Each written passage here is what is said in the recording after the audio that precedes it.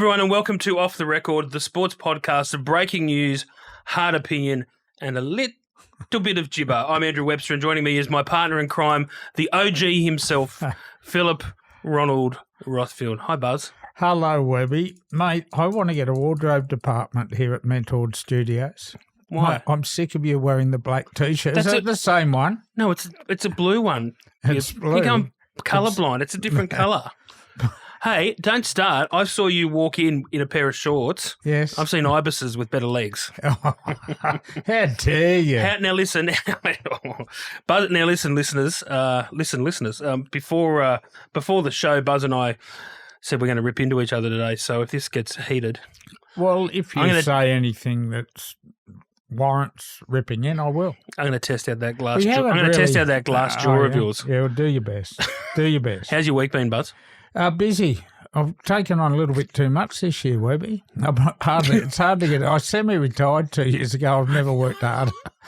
Serious. I'm a bit the same. And people think we just come in here for a jib for 50 minutes. It's at least 20 minutes of research. Mate, I do more than 20 minutes, trust me. Me too. I'm not smart enough to wing it. No. I often find it funny when you sit on all these panel shows and, like, I've got all these notes and scribbles and then, yeah. The rest of them just sit there with no notes at all. And funny game, people think you're going to NRL 360 on Monday night and you're getting paid for half an hour, the first half hour. Mate, I spend every hour of Monday on the phone trying to find out what's going on in this city. Mm. It is dead set. And still get it wrong. Oh, sorry. You didn't like that one? I'm getting the death stare from across the desk. Righto, coming up on the show today, we've got some big news about the NRL extravaganza in Las Vegas next year, which sides are going and those aren't. We'll take a look behind the scenes of the biggest stories of the week, including the imminent death of the Western Bears, by the sounds of it. And in our popular war stories segment, Buzz will lift the lid on the day he stormed out of 2GB after Darryl Brohman had a crack at him about reporting on the feud between Andrew Johns and Erin Molan. That'll be the one. Yes. Pretty hot. I remember that at the time. It was a big story. I haven't spoken to the great Darryl since, and I haven't been invited back onto 2GB since. You can find a feud, can't you? Well, I can, but I stand my ground on this one, and it was an unfortunate because Darryl was in my coffee club in the Shire too, and he hasn't been back to that either. There you go. It was very, very nasty, Andrew. Well, it is a nasty business. Let's go through our champs and chumps first. Who's your champ of the week, Buzz? I turned on the television last night and I saw the Hammer from the Dolphins say he wants to play for Samoa. I love it. I love what this last week, Payne Haas.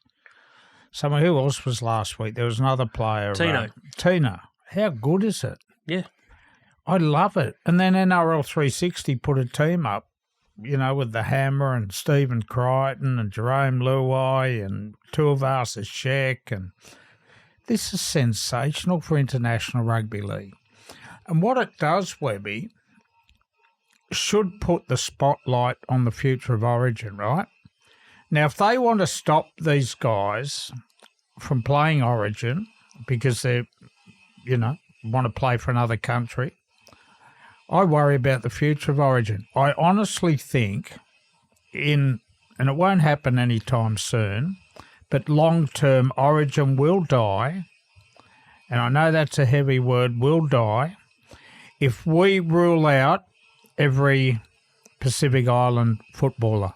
Buzz, I agree with you for a change. I think it's I think they need to promote international football, but it can't be. Well, I don't know. I'm a bit torn on this issue. I don't like sitting on the fence, but I think you need. Well, why are you torn? Well, I'm just torn between. I agree that Samoan players should be able to go back and play for their country. So should New Zealand players. So should English players. I'm talking that it's a very simple rule. Okay, what's your rule? If you were born in Australia and played junior footy in Australia under the age of 13, you can play for whatever. You can play a state of origin and for whatever country you want to play for. I'm with you. I am actually with you. It's so simple. When Origin started in 1980, it was so great because it was the best 34 players in rugby league running onto Lang Park or the cricket ground. if we wipe out all these others who were born here, were raised here, who played their junior footy here, but want to play for other countries, the game will die. It will no longer be the showpiece event because only 50% of NRL players will be available to play. Yeah, I'm good with that. That's my chance. As long as they're born here, that's fine. I just think the same origin rules, eligibility. Ponga's an interesting one. Let him play for New Zealand. He was born in Western Australia, played his juniors in Queensland. He should play. Well, you are fired up today. Do you want to know who my champ is? I would love to hear your champ, My Andrew. champette is Mary Fowler, whose magical strike for the Matildas against South Korea in Newcastle on Monday set them on a path to victory. She got through 4 defenders, kicked it into the back of the onion bag. 1-0 up. They won 2-0.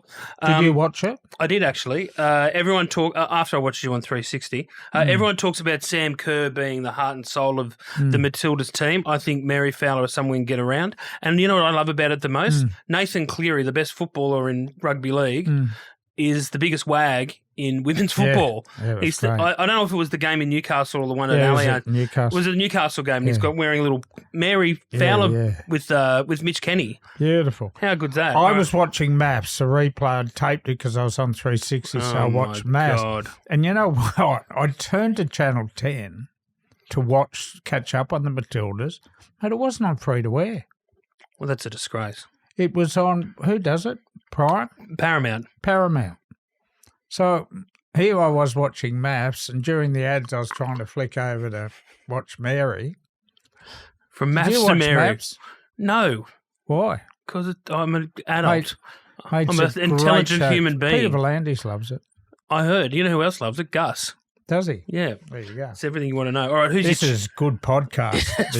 This is very good content, they call it. Who's your chump then? Buzzy? My chump. I did a story in the Daily Telegraph, much read, on the Junior Rugby League in the Cronulla, Sutherland Shire, where an 11-year-old kid playing bronze or third grade or C grade, timid young fella, got picked up, pole driving tackle, crashed into the ground. He finished up in Sutherland emergency, busted shoulder. And the New South Wales Rugby League got to sort out their gradings and make sure big, strong kids aren't playing against kids who are just out in the park to have with their mates, to have a little bit of fun. It's wrong. I don't think the New South Wales Rugby League are on top of it. I think AFL with Auskick, I think soccer, which is huge in the Sutherland Shire with Lily Pilly Club, biggest juniors, they just got to do something about it because it's really bad publicity for the game. Does weight divisions solve the problem? Oh, weight divisions would help. It's always been put in the too hard basket in rugby league. Look, I was involved in junior rugby league in Cronulla, my young bloke, for a long time. And often the A-grade side, they might be short on players, but they'd never pull a kid up from Bs or Cs, and it was a sort of duty of care issue that the boys in age, and kids develop in all shapes and sizes, and some are, quicker than others to, become bigger and stronger and faster. So they've got to get this right, Webby. Yeah. It's happening all across junior rugby league. I've had so many emails since. Anyway, I hope we work it out. I think they should. All right. Well, my chump is the US Masters for letting the Argentinian player Angel Cabrera back into the tournament this week. He was jailed for 10 months for domestic violence charges that were held up against 2 former partners. He won the tournament in 2009, so he's got an exemption to play. Well, I'm all about second chances, but the way that the red carpet's been rolled out for Angel this week at Augusta is disgusting. I mean, they banned Norman. How long ago, Webby, was he? Only a couple of years ago. Was it? Right, Yeah. Right. Like this is his first tournament back. He won a PGA Tour event last week, and this is his first Masters back. I mean, they banned Greg Norman a couple of years ago because of his involvement with Live Golf. Yet this guy is allowed back. I just think that's not even so much that he's back. As I said, I'm all about second chances, and he's been really repentant. But the way that sort of been celebrated. It's been celebrated. That's the thing. It's like, oh, it's so good to have you back. Really? Mm. You know? Fair, Webby. There you go. Can't have that argument. I'm hoping to have with you over that one. Well, don't worry. There's plenty to go. All right. Let's go to our news segment. You heard it here first. Las Vegas. What's doing? Well, apparently there's going to be an announcement in the next week or two. This is according to the NRL about who is headed to Las Vegas next year. There's been quite a number of clubs that have made a submission, but they've got no clue about whether they're going to be in the frame or not. Dogs, Dragons seems like it's a lock, yep. But the other match is undecided. It's going to be down to either the Cows or Dolphins because they want a Queensland team. Or Eels, Knights and the Storm. I can say that the Roosters quite cheekily suggested that they'd be willing to go again. Serious? Yes. Yeah, wow. But the NRL are keen to give everyone else a bit of a go. The problem is that teams want to be the away side and get paid a participation fee because commercially to be the home team, they don't get a hell of a lot of money out of it. No, that's the problem. So I've maintained after what happened last year, they need Melbourne. They need one of the best teams in the comp and the benchmark for a lot of the last 10 to 20 years. The other part of this is that the NRL will scrap the women's game after what happened with the Gillaroos in England, that blowout. Yeah, but that's wrong. And I know they got to bring it back to 3 games. So here we are.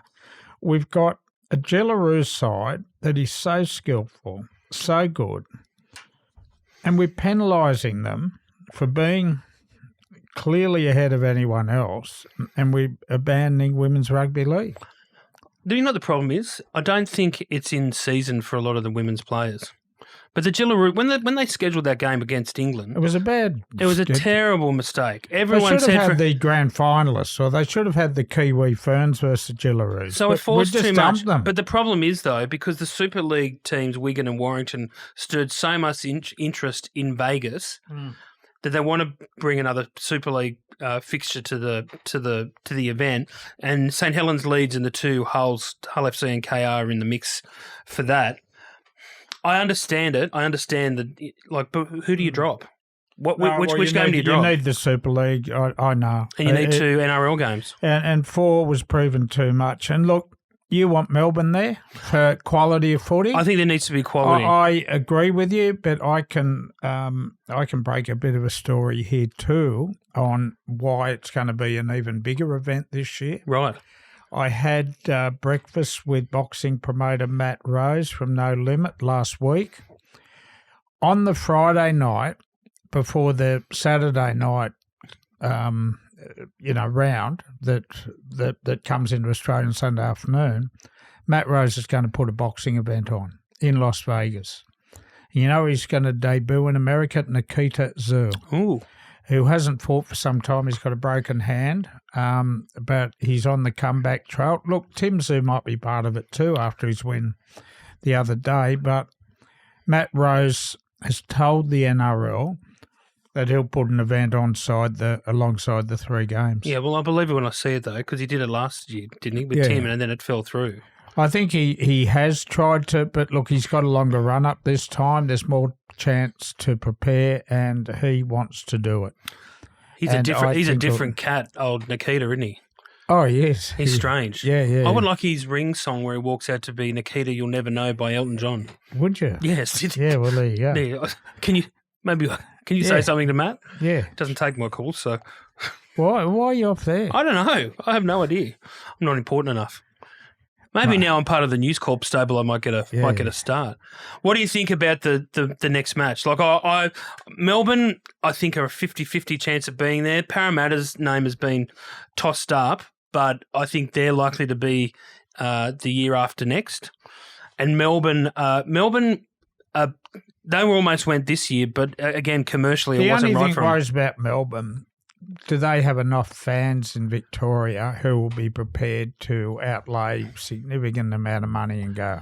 I know, but Buzz, you need good games. I know we only you had need one good of games. 4 games was great Yeah. last year. If we're going to sell it to the Yeah, Americans, we also you need need bums on seats. Well, I know, but you also need to get. Like their cheer squad isn't as big as Parramatta's. Nowhere near the size of Parramatta's. Yeah, but it's just not. If you're going to have people going over there, it just can't be to get on the drink and hit the roulette tables. You've got to have some quality football. Yeah, no, I agree. I'd like to see Melbourne there, but I want big drawing clubs. And look, I think St George and that rivalry now with Canterbury might fix the problem I'm talking about. I think that game, Dragons Bulldogs, will certainly they've got big supporter bases, particularly even though the Dragons supporter base, even though we've been hurt many times and we're long suffering, but I'd love to see the Red V there. Breaking in, could you remind me to bring in a sweater and a hoodie next week for this podcast? Oh, sorry. Because you have the air conditioning on so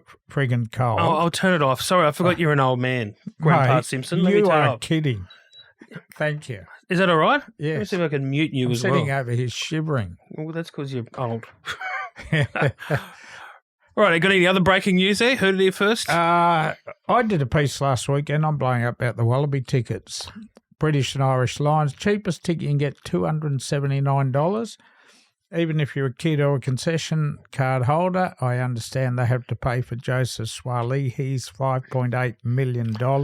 What for his 2.5 games of football? Yeah, for his 2.5 games of football. I point out you can get an Origin ticket cheap, $55. You can get a grand final ticket, $49. AFL grand final ticket you can even get for $150. This is outrageous, Webby. For a sport... It's sold out, Buzz. Sorry? It's not sold out. There's still tickets available. For which game? The Accor Stadium test match against the Lions. Oh, I didn't know that. I thought it was all sold out. No, there's not. I went on Ticket Tech to check my numbers before I wrote the story. There's still tickets available. I'm sure they'll sell it out. But it's out of the reach of their potential growth market. If this is the be-all and end-all, what are you smirking at? Nothing. Because you're smirking. Because rugby union fans will pay it. Because they can afford it. As I wrote on the weekend, Mossman, Double Bay, Queen's Park, barristers, lawyers, surgeons, Financial Review readers will pack the stand. But seriously... They'll be very excited. The real people won't be there. Go Wallabies. Rah, rah. What are you happy with that price? Oh, I'll be watching it on TV. Yeah, well, there you go. I don't know if I'd pay that. It is pretty special, the British and Irish Lions, when they come here. Look, it's a once every 12-year event. I remember going, I actually paid when they were in here last time. I went down to Melbourne and watched it at Marvel Stadium. I think it was called Telstra Dome then, maybe. Right. And it was... They're playing at the MCG this time. Yeah, right. And you can get a ticket for $99 at the MCG. So who's to blame for the tickets here then? Rugby Australia. Yeah. I think every sporting event that this city hosts should be affordable. Not every ticket should be affordable to battlers. Do you know how many tickets are sold out at Accor? No. Well, that's... Oh, hang on. We've got someone's calling in. Ever heard of... Bulldog Richie, go away.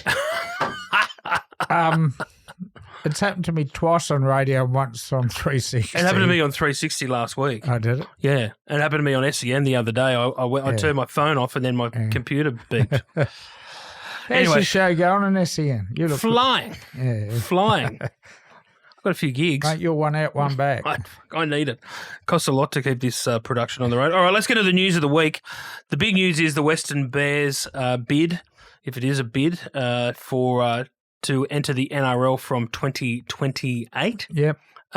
Is on the verge of collapse. Yeah. It depends on who you talk to. What do you reckon? Yeah, Peter Verland's in the paper today with Peter Bedell saying they're going to keep trying and see what happens. Bomber Bedell, are you talking about? Yeah, the great Bomber Bedell. Bomber Bedell's all over this story. He seems to get a lot of quotes out of Peter Valencia, doesn't he? He does. And I actually did some research for this before coming on air, and I found a story from Bombers from a few days ago. Can you not bag my man Bomber? I love Bomber, but I got to say, he had a line going, a political powder keg has turned the blowtorch on Cook, That's Peter Cook. And Roger Cook, and left the Western Bears walking a tightrope.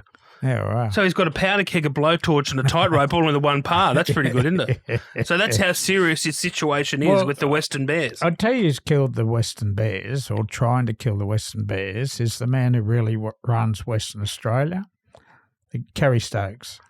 He's got more power than the Premier. He's owns the AFL rights. He's got 2 AFL teams in Perth. He doesn't want rugby league becoming a national game. It'll threaten his TV. Mate, you ask anyone over there, he is the de facto Premier of Western Australia. So not your man Peter Cook, who was a jockey, right? That's Roger right, Cook, not Peter Cook. Yeah, that shows where my head goes to horse racing. Yes.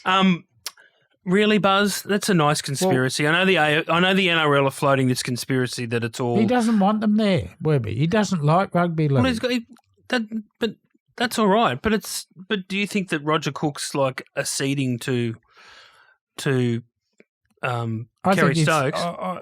I tell you what, I think it's more of an impost that the NRL want about 320 million out of the West Australian government and then fired it up in the middle of a state election. I reckon that's probably more a play. The NRL, that's not a conspiracy. That's true. Yeah, the NRL on all expansion have to go back to the clubs and say this is what it's worth to the game and sell their story. They've got to knock it back. They've got to meet again. I want the Bears back. I want a team in Perth, and hopefully it won't fall over. I think a team in Perth is a waste of time. Why? Because I think they should put one in the western suburbs of Brisbane, because that is where the AFL are very aggressive, and that's where they're targeting. So you don't want a National Rugby League comp? Oh, this is what a load of bullshit. It's never been a national. It's never been a National Rugby League.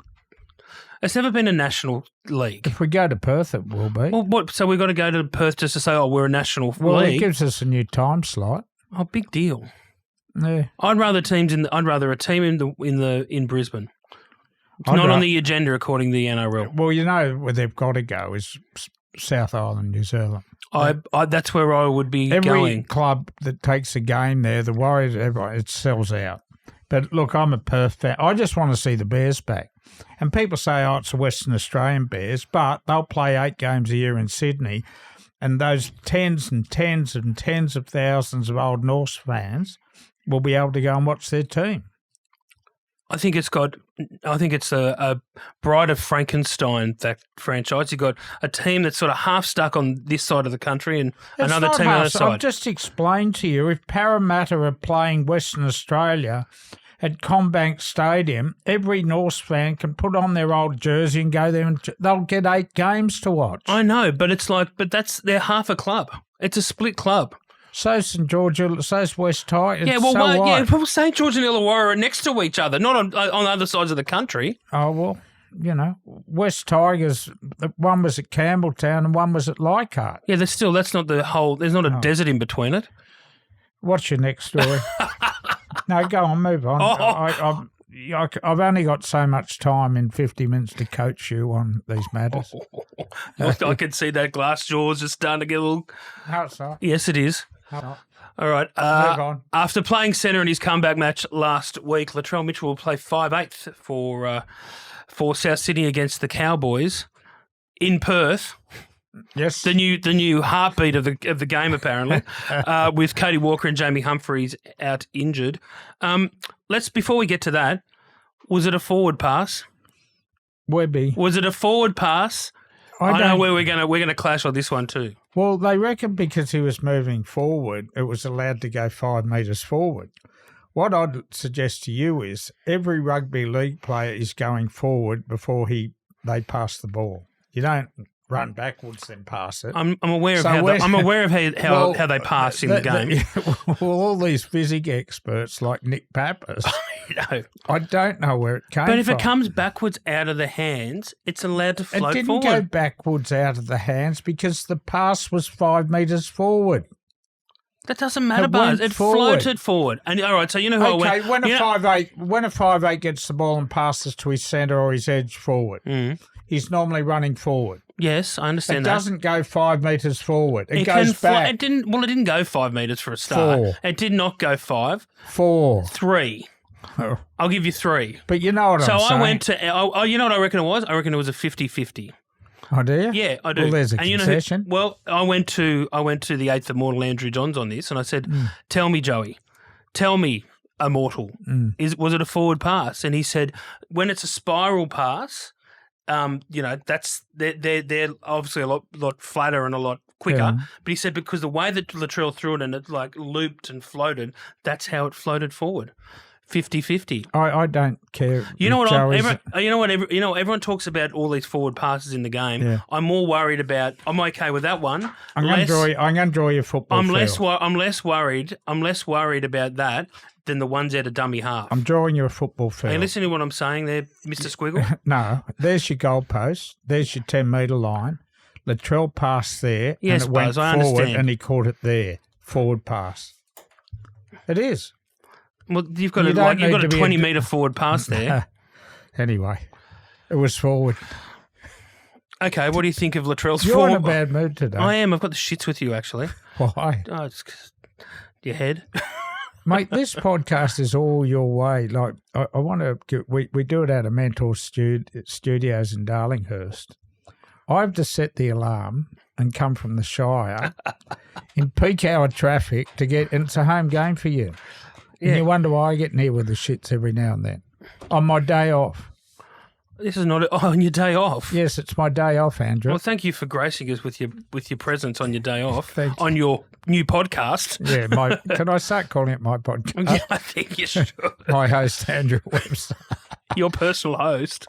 Yeah. Okay, well, can we get back to Latrell? Yes. Oh, mate, I love Latrell. Turnstile clicker, eyeball, TV. Magnet. That pass he threw, he was entitled to be down on confidence because he'd made a few mistakes and put a couple of balls in the touch on the full. It was so adventurous and it was so well and risky, but it was so well planned because he read that Dom Young was tired and so he took the risk that he wasn't going to have it be there for the intercept, and I love that about Latrell. Like that Canberra try we saw last week, the risk factor in it. That's right. Clock run down. Nothing programmed. Beautiful rugby league. I like it. They used to call Billy Slater Dory after Finding Nemo because he had no, like if he made a mistake, he'd forget it straight away. And I remember talking to Cameron Smith about it. It was the same during that when he threw the pass during the World Cup final, remember? And he played on like nothing had happened, even though it was a pivotal moment that cost him the World Cup. Yeah. But that's just how Billy was. And Latrell's the same. You know, when his confidence is up and he's just playing footy. It's a mind game, Webby. But I thought he was fantastic. I know he made some mistakes, but I thought he was just as good. Just as good when he first he had up from such a long spell because he hadn't played since last year. Right? I don't think he played in the trials, did he? No. So, Buzz, what do you think of the idea of Latrell playing 5'8"? I love it. He played a lot of junior football there. He basically attacks like a 5'8". The closer he is to the ball, the more the ball is in his hands, the better Souths are because he's whether he's throwing it forward or not. Thoughts? He's more than the fullback. He showed that for Australia, New South Wales and the centres. He is so skillful with that rugby league ball in his hands. He can play anywhere, basically. Good move by Wayne Bennett because I would have thought the more obvious option would be Jack Whiten, who played a lot of 5'8", but he's put his trust there in Latrell, whether they swap every now and again in the game. But that pass he threw that we've had the blazing row about was a 5'8" pass. Right. He was first pass off the ruck, wasn't he? It was, yeah. But that's how he often attacks, so... Yeah. I remember Bennett has floated him as a 5'8" before. I think there was a few years ago where they were struggling for New South Wales was struggling for a 5'8", and I just tossed him up as a possible 5'8", and the listeners on SEN completely hammered me. Did they? Yeah, but now well, it's happened a bit, hadn't it? With Darren Lockyer and players like that. I thought Tedesco could have done it at some stage because he throws a nice pass, but Braith shouted me down when I suggested that, a bit like the SEN listeners did to you. I know, people are so cruel. They are. We're just having Andrew. an opinion, aren't we? Yes. All right, speaking of cruelty, war stories. the intergalactically popular war story segment of our show. Now, this is an old one, but a good one. It's not that old. It's what 6 do you years. consider old? So, all right. Well, Buzz, talk us about through the piece that you wrote in 2019 about the fallout between Andrew Johns and Erin Molan when they were on the footy show together at TCN 9. TCN 9. Well, when you say old, 2019 is 6 years. Well, is it? I didn't know that. Yeah, it became. It came to my attention that there was a big problem at Channel 9 in that Erin Molan was sort of becoming the sort of hosting face, taking over from Fatty in that very senior role at Channel 9. But there was a problem there where Joey point blank refused to work with her. And I was of the opinion that was a pretty ordinary thing to do. A woman doing her best in, to make her mark as a host. And I thought Channel 9 was soft and their management was for allowing this to happen. Like, I have the greatest respect for Joey as a commentator, but it's not up to him to do the roster for who appears on what show. And anyway, I wrote the story because I wanted to expose what was happening inside Channel 9, and I didn't like what was happening in Channel 9. I thought it was a genuine story. Mm-hmm. Erin copped a bit of flack over it, from the cowards on social media. I go on the Saturday to do the continuous call. About 11:30 from midday start. Erin's there, Brohman's there, Mark Levy's there. We had a steak sandwich for lunch, walked into the studios, everything was sweet. And Darryl Brohman talked to me just so I put the headsets on during the news. And he said, why the fuck, am I allowed to use that word? Yes. Would you do that to Erin and write that story? You're a... Oh. I said, I beg your pardon. He said it was a low act, and I was really, really worried that we were going to have a blue on air, and a really bad blue, because I lost my cool. I was just out of me doing my job, and I don't mind being challenged on my stories, but he had the opportunity when we were outside having lunch to raise it. So anyway, I just took the headsets off and stormed out. Cost myself $1,000. I was on for the Saturday shift. Lucky you got plenty. Yeah. But and never to be seen again? Never went on again? No, I never went back on. Never spoken to Brohman, never spoken to GB? No. And what was quite sad about it was Darryl lives in the Shire. He was in the coffee club I was in with Pete the Greek and all the other guys down there. And, we haven't had a coffee since either, He just doesn't turn up anymore. Both gone our separate ways, unfortunate, but I stand by the story that, your thoughts? Well, hang on, I've got a few questions here. What did Joey, Erin, and I'm assuming Tom Malone would have been the head of radio still then, was he? TV? Yeah, I went to Tom Malone about it, but unfortunately our conversations he made clear were very much off the record, so I can't repeat what his thoughts were on that position. I just didn't like Joey saying he won't work with Erin. I don't like it. What do you think? Well, look, it's sensitive for me because I'm mates with Joey, and I used to work at Channel 9. I will say this about Joey, and I love this about him. Other people not so much. He has the worst poker face in the game. If he doesn't like someone, if he's not happy with something, you can tell, and you're not going to get away with it. I defy you to go into any factory, any office, anywhere in this country and find a 100% happy workplace. And I, over the years, have worked with people that I dislike. I have. It's part of life. I worked with you. I get it. But, mate, I don't particularly like the people I work with on this podcast. Yeah. But I've got to do it. Sam's not a bad bloke. Stop it. Sam's a good fella. Sam's a champion. Yeah.